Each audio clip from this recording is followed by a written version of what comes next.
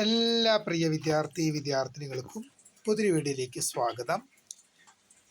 Kerala university degree പ്രവേശനവുമായി ബന്ധപ്പെട്ടുള്ള spot അഡ്മിഷനുമായി ബന്ധപ്പെട്ട് വിദ്യാർത്ഥികളുടെ മുഴുവൻ സംശയങ്ങൾക്കുമുള്ള മറുപടിയാണ് ഈ ഒരു വീഡിയോയിൽ കൂടെ നിങ്ങളുമായി പങ്കുവെക്കാൻ ആഗ്രഹിക്കുന്നത്. സ്പോട്ട് അഡ്മിഷനുമായി ബന്ധപ്പെട്ട് കേരള യൂണിവേഴ്സിറ്റിയുടെ ഡിഗ്രി പ്രവേശനവുമായി ബന്ധപ്പെട്ടുള്ള എന്ത് സംശയങ്ങളുണ്ടെങ്കിലും ഈ വീഡിയോ നിങ്ങൾ ഡീറ്റെയിൽ ആയിട്ട് കാണുക. നിങ്ങളുടെ മുഴുവൻ സംശയങ്ങൾക്കുള്ള മറുപടിയാണ് ഈ ഒരു വീഡിയോയിൽ കൂടെ പ്രധാനമായും ഡിസ്കസ് ചെയ്യാൻ ഉദ്ദേശിക്കുന്നത്. വിശദമായ വാർത്തയിലേക്ക് തന്നെ കിടക്കാം. ആദ്യമായി ഈ ചാനൽ കാണുന്ന വിദ്യാർത്ഥിനികൾ ഉണ്ടെങ്കിൽ തീർച്ചയായും അടിക്കേണ്ട മറക്കണ്ട സബ്സ്ക്രൈബ് ചെയ്ത് കൂടെ പ്രത്യേകം ശ്രദ്ധിക്കുക. സബ്സ്ക്രൈബ് ചെയ്തതിന് നോട്ടിഫിക്കേഷൻ ബെല്ലിലേക്ക് ഓൾ ഓപ്ഷൻ എനേബിൾ ചെയ്യുക.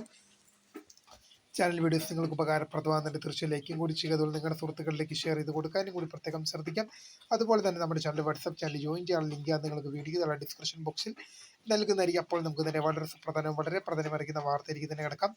കേരള യൂണിവേഴ്സിറ്റി ഒന്നാം വർഷ ഡിഗ്രി പ്രവേശനത്തിലേക്കുള്ള ജനറൽ സ്പോട്ട് അഡ്മിഷനുമായി ബന്ധപ്പെട്ട നിർദ്ദേശങ്ങൾ നമുക്ക് നോക്കാം. വിദ്യാർത്ഥികൾ ശ്രദ്ധിക്കേണ്ട കാര്യം തന്നെയാണ്. ഒന്നാമത്തെ നമുക്ക് നോക്കാം, എന്താണ് സ്പോട്ട് അലോട്ട്മെന്റ്. പല വിദ്യാർത്ഥികൾക്കും ഉണ്ടാകുന്ന സംശയമായിരിക്കും, എന്താണ് സ്പോട്ട് അലോട്ട്മെന്റ്. നമുക്ക് നോക്കാം. ഡിഗ്രി കോഴ്സുകളിൽ നിലവിലുള്ള ഒഴിവുകൾ നികത്തുന്നതിനായി മേഖലാടിസ്ഥാനത്തിൽ ഒരു കേന്ദ്രത്തിൽ വെച്ച് യൂണിവേഴ്സിറ്റി നേരിട്ട് നടത്തുന്ന അലോട്ട്മെന്റ് പ്രക്രിയയാണ് സ്പോട്ട് അലോട്ട്മെന്റ്. ചുരുക്കി പറഞ്ഞ ഇത്ര മാത്രമേ ഉള്ളൂ. എല്ലാ അലോട്ട്മെന്റുകൾക്ക് ശേഷവും അലോട്ട്മെന്റ് ഒക്കെ കഴിഞ്ഞു. അപ്പോൾ ഇനി കുറച്ച് ഒഴിവുകളും കാര്യങ്ങളൊക്കെ ബാക്കിയുണ്ട്. അങ്ങോട്ട് എന്ത് ചെയ്യും, ചില കേന്ദ്രങ്ങളിൽ മേഖലാടിസ്ഥാനത്തിൽ ഓരോ ജില്ലകളിലും സ്ഥലങ്ങളിലൊക്കെ ആയിട്ട് എന്ത് ചെയ്യും, ഓരോരോ സ്ഥലങ്ങളിൽ വെച്ച് ഓരോരോ യൂണിവേഴ്സിറ്റിയുടെ ഓരോരോ കേന്ദ്രങ്ങളിൽ വെച്ച് നേരിട്ട് അലോട്ട്മെന്റ് നടത്തുന്ന പ്രക്രിയയാണ് സ്പോട്ട് അലോട്ട്മെന്റ്. ഇതിലെന്ത് ചെയ്യില്ല, നിങ്ങൾ അലോട്ട്മെന്റ് വരികയോ അലോട്ട്മെന്റ് കിട്ടുമോ അങ്ങനെയല്ല. നിങ്ങൾക്ക് എന്ത് ചെയ്യാം, ഡയറക്റ്റ് അഡ്മിഷൻ ആണ് നടക്കുന്നത്. ഇവിടെ ഡയറക്റ്റ് അഡ്മിഷൻ എന്ന് പറയുമ്പോൾ എന്താണ്, നിങ്ങൾക്ക് എന്ത് ചെയ്യാം, നിങ്ങൾക്ക് പോയി അവരുമായിട്ട് നേരിട്ട് സംസാരിക്കാം, അഡ്മിഷൻ സാധ്യത ഉണ്ടോ എന്നുള്ളത് ഉറപ്പുവരുത്താം. അല്ലാതെ ഒരു അലോട്ട്മെന്റ് പ്രൊസീജിയർ അല്ല, ഡയറക്റ്റ് അഡ്മിഷൻ ആണെന്ന് ഓർത്തിരിക്കുക. ഇനി അടുത്തൊരു ക്വസ്റ്റ്യൻ ആണ്, ജനറൽ സ്പോട്ട് അലോട്ട്മെന്റുകളിൽ ആർക്കൊക്കെ പങ്കെടുക്കാം നോക്കാം. നിലവിൽ ഓൺലൈൻ രജിസ്ട്രേഷനിൽ ഉള്ള എല്ലാ വിഭാഗം general, SC/ST, SC/BC, OBC, OEC, OBH, OBLC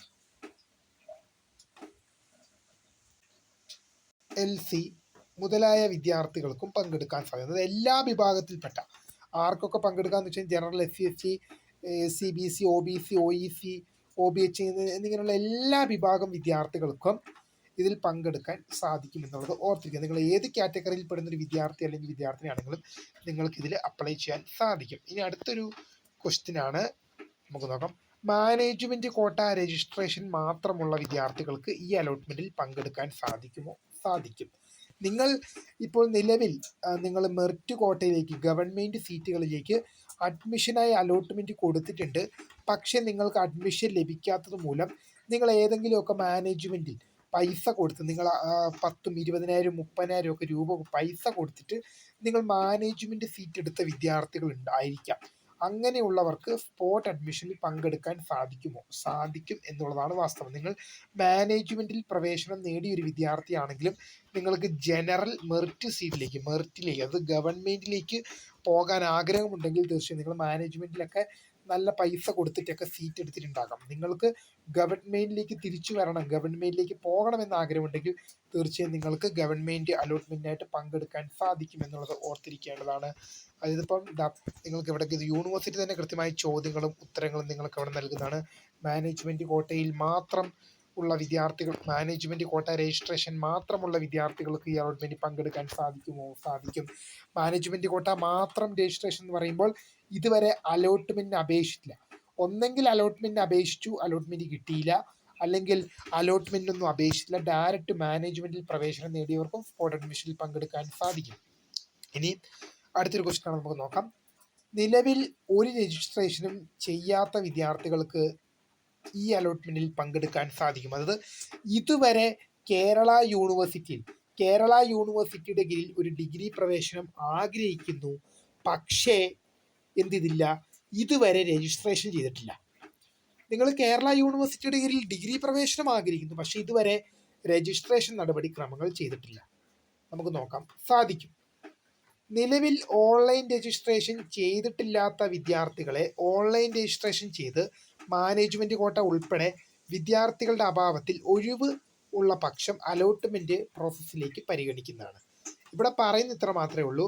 നിലവിൽ ഇതുവരെ അപേക്ഷ സമർപ്പിക്കാത്ത വിദ്യാർത്ഥികൾ, അത് ജനറൽ മെറിറ്റ് സീറ്റിലേക്ക്, മാനേജ്മെൻ്റ് അല്ല, ജനറൽ മെറിറ്റ് സീറ്റിലേക്ക് ഇതുവരെ അപേക്ഷിച്ചിട്ടില്ലാത്ത വിദ്യാർത്ഥികൾക്കും അതുപോലെ തന്നെ ജനറൽ മെറിറ്റ് സീറ്റിലേക്ക് അപേക്ഷിച്ചില്ല പക്ഷേ മാനേജ്മെൻറ്റ് കോട്ടയിൽ പ്രവേശനം നേടിയവർക്കും ഇതുവരെ അപേക്ഷ സമർപ്പിക്കാൻ സാധിക്കാത്തവർ, അതുപോലെ തന്നെ മാനേജ്മെൻറ്റ് കോട്ടയിൽ പ്രവേശനം നേടിയവർ എന്നിങ്ങനെയുള്ള വിദ്യാർത്ഥികൾക്കും വിദ്യാർത്ഥികളുടെ അഭാവത്തിൽ, അതായത് വേറെ വിദ്യാർത്ഥികളില്ലെങ്കിൽ വേറെ വിദ്യാർത്ഥികളില്ലാത്ത പക്ഷം അലോട്ട്മെൻറ്റ് പ്രോസസ്സിലേക്ക് പരിഗണിക്കപ്പെടുന്നതാണ്. ഇനി അടുത്തൊരു ക്വസ്റ്റ്യൻ നമുക്ക് നോക്കാം. സ്പോട്ട് അലോട്ട്മെൻറ്റിൽ പങ്കെടുക്കുന്നതിലേക്കായി വിദ്യാർത്ഥി എന്ത് ചെയ്യണം? വളരെ ഒരു ഉത്തമമായ ക്വസ്റ്റ്യനാണ്. അതിൻ്റെ ഉത്തരം ഇവിടെയും വരുന്നുണ്ടല്ലേ. ഓക്കെ, നോക്കാം. വിദ്യാർത്ഥികൾ അപേക്ഷയുടെ പ്രിൻ്റ് ഔട്ട് സ്പോട്ട് അലോട്ട്മെൻറ്റ് നടക്കുന്ന സെൻറ്ററിൽ രാവിലെ 10 മണിക്ക് മുമ്പായി റിപ്പോർട്ട് ചെയ്യേണ്ടതാണ്. രജിസ്ട്രേഷൻ സമയം 8:30 മണി മുതൽ 10 മണി വരെ. സമയം കഴിഞ്ഞു വരുന്നവരെ ഒരു കാരണവശാലും പരിഗണിക്കുന്നല്ല.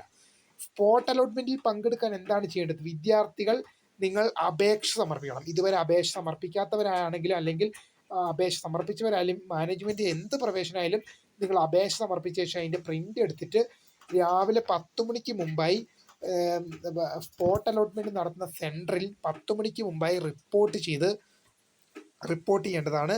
ഈ 8:30ക്കും 10:30ക്കും ഉള്ളിൽ റിപ്പോർട്ട് ചെയ്യുന്നവരെ മാത്രമേ പരിഗണിക്കുകയുള്ളൂ. ഈ 10 മണിക്ക് ശേഷം റിപ്പോർട്ട് ചെയ്യുന്നവരെ ഒരു കാരണവശാലും പരിഗണിക്കുന്നതല്ല. ഇനി അടുത്തൊരു ചോദ്യമാണ്, നമുക്ക് നോക്കാം. സ്പോട്ട് അലോട്ട്മെൻറ്റ് നടക്കുന്ന സെൻറ്ററുകളിൽ ആർക്കൊക്കെ പ്രവേശിക്കാം? ഓക്കെ, നിങ്ങളുടെ കൂടെ മറ്റാർക്കെങ്കിലുമൊക്കെ വരാൻ പറ്റുമോ? നമുക്ക് നോക്കാം. അലോട്ട്മെൻറ്റ് സെൻറ്ററുകളിൽ വിദ്യാർത്ഥികൾക്ക് മാത്രമേ പ്രവേശനം അനുവദിക്കുകയുള്ളൂ. എന്തെങ്കിലും കാരണവശാൽ നേരിട്ട് ഹാജരാകാൻ സാധിക്കാത്തവർക്ക് വിദ്യാർത്ഥികളുടെ സാക്ഷ്യപത്രം, ഓതറൈസേഷൻ ലെറ്റർ നൽകി രക്ഷിതാവിനെ അയക്കാവുന്നതാണ്. ഇതായത് ഇപ്പം ഇവിടെ പറയുന്നതെന്ന് വെച്ചാൽ സ്പോട്ട് അഡ്മിഷൻ സെൻറ്ററിൽ നിലവിൽ വിദ്യാർത്ഥികളെ മാത്രമേ പ്രവേശിപ്പിക്കുകയുള്ളൂ. രക്ഷിതാക്കൾക്കോ റിലേറ്റീവ്സിനോ ഫ്രണ്ട്സിനോ ഒന്നും തന്നെ സ്പോട്ട് അഡ്മിഷനിൽ വിദ്യാർത്ഥികൾക്ക് പകരം പങ്കെടുക്കാൻ സാധിക്കില്ല. അതിപ്പം പങ്കെടുക്കാൻ സാധിക്കും എങ്ങനെയാണെന്ന് വെച്ച് കഴിഞ്ഞാൽ എന്താണ്, വിദ്യാർത്ഥികളുടെ സാക്ഷ്യപത്രം. ഇപ്പോൾ ഒരു വിദ്യാർത്ഥിക്ക് തന്നെ 2 സ്ഥലത്ത് പോകണമെങ്കിൽ ആ വിദ്യാർത്ഥിയെ കൊണ്ട് 2 സ്ഥലത്ത് പോകാൻ പറ്റില്ല. അപ്പോൾ ഒരിടത്ത് വിദ്യാർത്ഥിക്ക് പോകാം, മറ്റൊരിടത്ത് പ്രതിനിധിയെ അയക്കാൻ പറ്റും, പ്രതിനിധിയെ അയക്കാൻ സാധിക്കും. അതിനെന്ത് ചെയ്യണം? വിദ്യാർത്ഥികളുടെ സാക്ഷ്യപത്രം വേണം. എനിക്ക് ഇന്ന സ്ഥലത്ത് സ്പോട്ട് അഡ്മിഷന് പോകേണ്ടതിനാൽ ഇന്ന സ്ഥലത്തേക്ക് എനിക്ക് പോകാൻ സാധിക്കില്ല, ആയതിനാൽ ഞാൻ എൻ്റെ പ്രതിനിധിയെയാണ് അയക്കുന്നതെന്ന് വിദ്യാർത്ഥിയുടെ സാക്ഷ്യപത്രം കൊണ്ട് രക്ഷിതാവിന് പങ്കെടുക്കാൻ സാധിക്കും. നിങ്ങൾക്ക് പ്രതിനിധിയെ അയക്കാൻ സാധിക്കും. അങ്ങനെയുള്ള സാഹചര്യത്തിൽ ഇനിയിപ്പം നിങ്ങൾക്ക് ഒരു സ്ഥലത്ത് മാത്രമാണ് പോകേണ്ടതെങ്കിൽ അല്ലെങ്കിൽ ചെറിയ കാരണങ്ങൾക്കൊന്നും നിങ്ങൾക്ക് മറ്റൊരാളെ അയക്കാൻ സാധിക്കില്ല. വിദ്യാർത്ഥികളെ മാത്രമേ പ്രവേശനം അനുവദിക്കുകയുള്ളൂ. ഇനി എന്തെങ്കിലും കാരണത്താൽ നേരിട്ട് എന്തെങ്കിലും കാരണത്താൽ 2 ഇടത്ത് പോകേണ്ടി വരിക അല്ലെങ്കിൽ വിദ്യാർത്ഥിക്ക് ഹാജരാകാൻ പറ്റാത്ത എന്തെങ്കിലും തരത്തിലുള്ള ഇഷ്യൂ ഉണ്ടെങ്കിൽ വിദ്യാർത്ഥിയുടെ സാക്ഷ്യപത്രം കൊണ്ട് രക്ഷിതാവിനെ അയക്കാൻ സാധിക്കുന്നതാണെന്ന് ഓർത്തിരിക്കുക.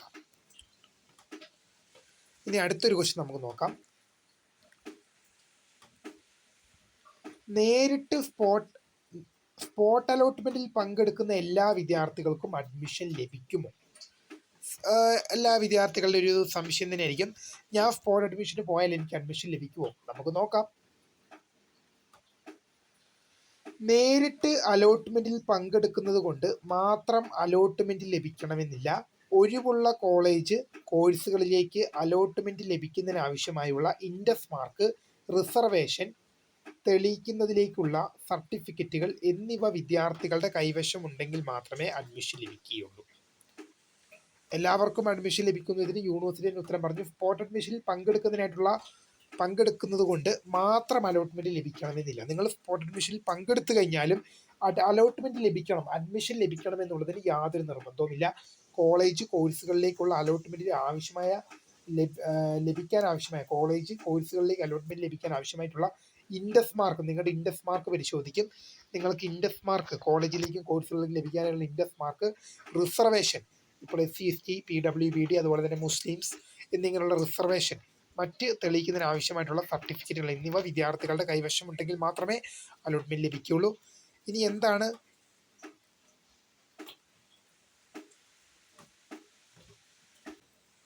എന്താണ് സീറ്റ് കൺവെർഷൻ നമുക്ക് നോക്കാം. നിലവിലെ റിസർവേഷൻ മാനദണ്ഡം പ്രകാരം ഒരു വിഭാഗം വിദ്യാർത്ഥികൾക്കായി മാറ്റിവെച്ചിരിക്കുന്ന സീറ്റുകളിൽ അവരുടെ അഭാവത്തിൽ ഒഴിവ് വരുന്ന പക്ഷം സർക്കാർ ഉത്തരവുകളുടെ അടിസ്ഥാനത്തിൽ അർഹരായ മറ്റ് വിഭാഗം വിദ്യാർത്ഥികൾക്കായി മാറ്റി നൽകുന്നു. വിശദവിവരങ്ങൾ പ്രോസ്പെക്ടസിൽ പരിശോധിക്കുക. ഇപ്പം ഇതിൽ പറയുന്നത് എന്താണെന്ന് വെച്ച് കഴിഞ്ഞാൽ കൺവെർഷൻ എന്ന് പറയുമ്പം നിലവിലെ റിസർവേഷൻ മാനദണ്ഡങ്ങൾ പ്രകാരം ഓരോ വിഭാഗം വിദ്യാർത്ഥികൾക്കായിട്ട് മാറ്റി വെച്ചിരിക്കുന്ന സീറ്റുകൾ, അതിപ്പോൾ പറയുകയാണെങ്കിൽ SC കാറ്റഗറിക്കാർക്ക് റിസർവേഷൻ ഉണ്ട്, ST കാറ്റഗറിക്ക് റിസർവേഷൻ ഉണ്ട്, മുസ്ലിം കാറ്റഗറിക്ക് റിസർവേഷൻ ഉണ്ട്, PWBD വിദ്യാർത്ഥികൾക്ക് റിസർവേഷൻ ഉണ്ട്, EWS വിഭാഗത്തിന് റിസർവേഷൻ ഉണ്ട് എന്നിങ്ങനെ മാറ്റി വെച്ചിരിക്കുന്ന സീറ്റുകളിലേക്ക് ഇപ്പോൾ SC കാറ്റഗറിയിൽ പെടുന്ന SCയുടെ കാറ്റഗറിയിൽ SC കാറ്റഗറിയിൽ മാത്രമേ വരുന്നുള്ളൂ. ST കാറ്റഗറിയിൽ പെടുന്ന സീറ്റുകൾക്ക് ST കാറ്റഗറിയിൽ മാത്രമേ വരാൻ പറ്റൂ. മുസ്ലിംസിന് വേണ്ടി സംവരണം ചെയ്തിട്ടുണ്ടെങ്കിൽ മുസ്ലിം വിദ്യാർത്ഥികൾക്ക് മാത്രമേ പ്രവേശിക്കാൻ സാധിക്കുള്ളൂ. EWS ഉള്ള വിദ്യാർത്ഥികൾക്ക് മാത്രം റിസർവേഷൻ ഉണ്ട്, അവർക്ക് മാത്രമേ പ്രവേശിക്കാൻ സാധിക്കുള്ളൂ. അങ്ങനെയുള്ള സീറ്റുകൾ ഇപ്പോൾ ഉദാഹരണം പറയുകയാണെങ്കിൽ ഒരു SC ST കാറ്റഗറിയിൽ പെടുന്ന സീറ്റുകളിലേക്ക് സീറ്റുകൾ ഒഴിവുണ്ട്, പക്ഷേ SC ST കാറ്റഗറിയിൽ പെടുന്ന വിദ്യാർത്ഥികളില്ല. അങ്ങനെയുള്ളപ്പം സർക്കാർ ഉത്തരവുകളുടെ അടിസ്ഥാനത്തിൽ അർഹരായ മറ്റ് വിഭാഗം വിദ്യാർത്ഥികൾക്ക് മാറ്റി നൽകും. അതായത് ഇപ്പം SC ST കാറ്റഗറിയിൽ പെടുന്ന വിദ്യാർത്ഥികൾക്ക് ഏതാനും സീറ്റുകളുണ്ട്, പക്ഷേ SC ST കാറ്റഗറിയിൽ പെടുന്ന വിദ്യാർത്ഥികളില്ല. അങ്ങനെയുള്ളപ്പോൾ മറ്റ് കാറ്റഗറിയിലെ വിദ്യാർത്ഥികൾക്ക് സർക്കാർ ഉത്തരവുകളുടെ അടിസ്ഥാനത്തിൽ സീറ്റുകൾ മാറ്റി നൽകുമെന്നുള്ളത് പ്രധാനമായും ശ്രദ്ധിക്കുക. നിലവിൽ അഡ്മിഷൻ ലഭിച്ചവർക്ക് അലോട്ട്മെൻറ്റിൽ പങ്കെടുക്കാൻ സാധിക്കുമോ? ഓക്കെ, വളരെ നല്ലൊരു ക്വസ്റ്റ്യനാണ്. നിങ്ങൾ നിലവിൽ ഏതെങ്കിലും കോളേജുകളിൽ അഡ്മിഷൻ എടുത്തവർക്ക്, അതായത് അലോട്ട്മെൻറ്റിൽ അഡ്മിഷൻ എടുത്തവർക്ക്, അതായത് അഡ്മിഷൻ ലഭിച്ചവർക്ക് സ്പോട്ട് അഡ്മിഷനിൽ പങ്കെടുക്കാൻ സാധിക്കുമെന്ന് നമുക്ക് നോക്കാം. പങ്കെടുക്കാവുന്നതാണ്. മുൻ അലോട്ട്മെൻറ്റുകളിൽ ഫസ്റ്റ് ഓപ്ഷൻ ലഭിച്ചവർക്ക് പ്രസ്തുത കോളേജിൽ അഡ്മിഷൻ തുടരുന്ന വിദ്യാർത്ഥികളെ SC ST PWBD വിഭാഗങ്ങൾക്കൊഴികെ സ്പോട്ട് അഡ്മിഷനിൽ പരിഗണിക്കുന്നതല്ല. ഇവിടെ പറയുന്നത് ഇത്ര മാത്രമാണ്. നിലവിൽ നിങ്ങൾക്ക് അഡ്മിഷൻ ലഭിച്ച ഒരു വിദ്യാർത്ഥിയാണെങ്കിലും നിങ്ങൾക്ക് സ്പോട്ട് അഡ്മിഷന് വേണ്ടി പങ്കെടുക്കാം. പക്ഷേ SC ST PWBD വിദ്യാർത്ഥികൾക്ക് ഒഴികെ പങ്കെടുക്കാൻ സാധിക്കില്ല. ഇപ്പോൾ നിങ്ങൾ നിലവിൽ അലോട്ട്മെൻറ്റ് ലഭിച്ചൊരു വിദ്യാർത്ഥിയാണെങ്കിലും നിങ്ങൾക്ക് സ്പോട്ട് അഡ്മിഷനിൽ പങ്കെടുക്കാം. പക്ഷേ SC കാറ്റഗറിയിൽ പെടുന്ന വിദ്യാർത്ഥി, അതുപോലെ തന്നെ ST കാറ്റഗറിയിൽ പെടുന്ന വിദ്യാർത്ഥി, PWBD വരുന്ന വിദ്യാർത്ഥി എന്നിങ്ങനെ ഈ 3 കാറ്റഗറിയിൽ പെടുന്ന വിദ്യാർത്ഥികൾക്ക് അലോട്ട്മെൻറ്റ് ലഭിച്ചവർക്ക് സ്പോട്ട് അഡ്മിഷനിൽ പങ്കെടുക്കാൻ സാധിക്കില്ല. ബാക്കിയുള്ള കാറ്റഗറിയിൽ പെടുന്ന വിദ്യാർത്ഥികൾക്ക് എല്ലാവർക്കും പങ്കെടുക്കാൻ സാധിക്കുമെന്നുള്ളത് ഓർത്തിരിക്കുക. ഇനി അടുത്തൊരു സംശയമാണ് നമുക്ക് നോക്കാം. സ്പോട്ട് അലോട്ട്മെൻറ്റിൽ പങ്കെടുക്കാൻ വരുന്നവർ എന്തൊക്കെ ഡോക്യുമെൻറ്റ്സ് കൊണ്ടുവരണം? നിങ്ങൾ സ്പോട്ട് അഡ്മിഷന് പങ്കെടുക്കാൻ പോകുമ്പോൾ എന്തൊക്കെ ഡോക്യുമെൻറ്റ്സ് ആണ് കൊണ്ടുവരുന്നത്? രജിസ്ട്രേഷൻ നടത്തിയ പ്രൊഫൈലിൻ്റെ പ്രിൻ്റ് ഔട്ട്. നിങ്ങൾ രജിസ്ട്രേഷൻ നടത്തി കഴിയുമ്പോൾ എന്ത് ചെയ്യും? നിങ്ങൾക്ക് ഒരു പ്രിൻ്റ് ഔട്ട് കിട്ടും. യോഗ്യത എന്ന് പറയുമ്പോൾ നിങ്ങളുടെ +2 അതാണ് ഉദ്ദേശിക്കുന്നത്.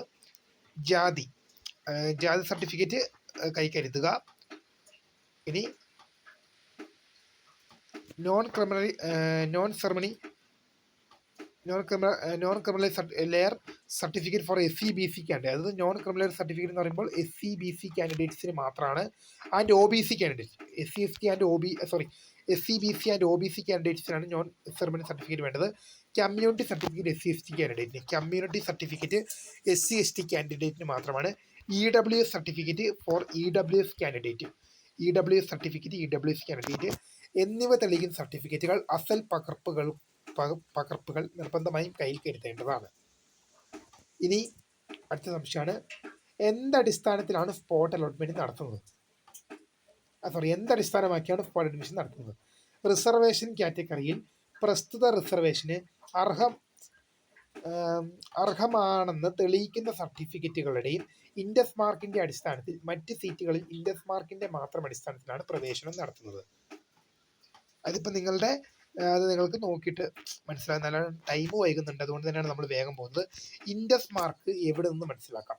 ഓരോ വിഷയത്തിൻ്റെ ഇൻഡസ് മാർക്ക് വിദ്യാർത്ഥികളുടെ ഓൺലൈൻ രജിസ്ട്രേഷൻ പ്രൊഫൈലിൽ ലഭ്യമാണ്. അത് നിങ്ങളുടെ അപേക്ഷ ചെയ്യുമ്പോൾ നിങ്ങളുടെ ആപ്ലിക്കേഷൻ്റെ പ്രിൻ്റ് ഉണ്ടാകും. ആ പ്രിൻറ്റിൽ ഓരോ കോളേജുകളും ഓരോ കോഴ്സുകളും നിങ്ങൾ കൊടുത്തിട്ടുണ്ടാവും. അതിൻ്റെ സൈഡിൽ നിങ്ങൾക്ക് ഇൻഡസ് മാർക്ക് എന്നൊരു കോളം കാണാം. നിങ്ങൾക്ക് അവിടെ തന്നെ നിങ്ങൾക്ക് എന്ത് ചെയ്യാൻ സാധിക്കും? ഇൻഡസ് മാർക്ക് അറിയാൻ സാധിക്കും.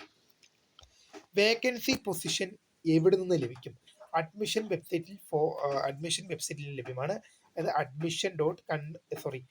admission.keralauniversity.ac.in admission.keralauniversity.ac.in/FIUGP 2025 admission.keralauniversity.ac.in/FIUGP 2025 admission.keralauniversity.ac.in/FIUGP 2025 admission.keralauniversity.ac.in/2025 എന്ന വെബ്സൈറ്റിൽ നിങ്ങൾക്ക് വേക്കൻസി ലിസ്റ്റുകൾ ലഭ്യമാണ്.